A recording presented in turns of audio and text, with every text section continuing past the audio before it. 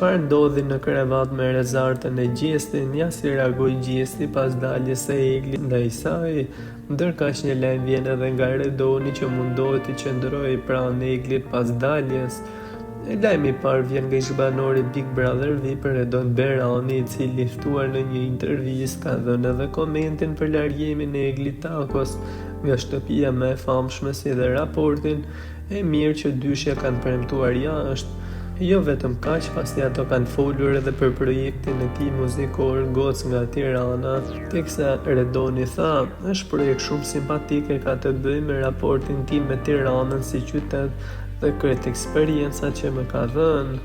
Teksa ai u pyet nëse ka të bëjë edhe me Eglin në vetvete, si dhe historinë e Lën Pezull, teksa duket se është frymëzuar nga ajo për t'i dedikuar një këngë Gocës së Tiranës.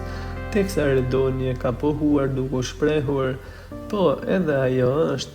Tani me të treguar realisht, unë kam 80 ditë jashtë, kam u thuar, kënga është sekret eksperiencave që kam pasur, po në shenjë solidariteti për këtë moment, ajo këngë shkon për shoqen time më të mirë, Egli Takon.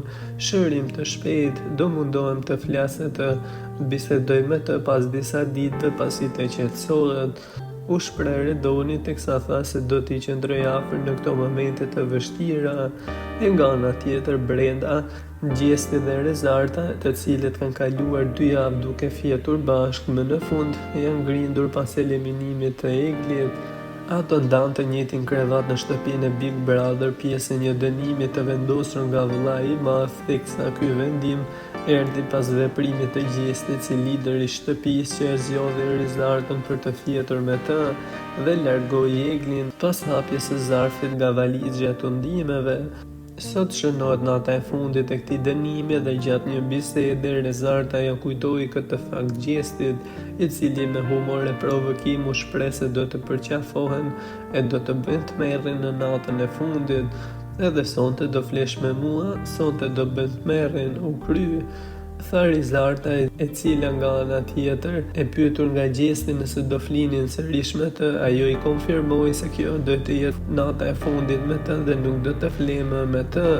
Teksa ditën tjetër, Gjesti e ka akuzuar atë se ka qenë pikërisht ajo që e donte ta shite Eglin sa më keq, të bënte trakëndsha duke u futur në mes.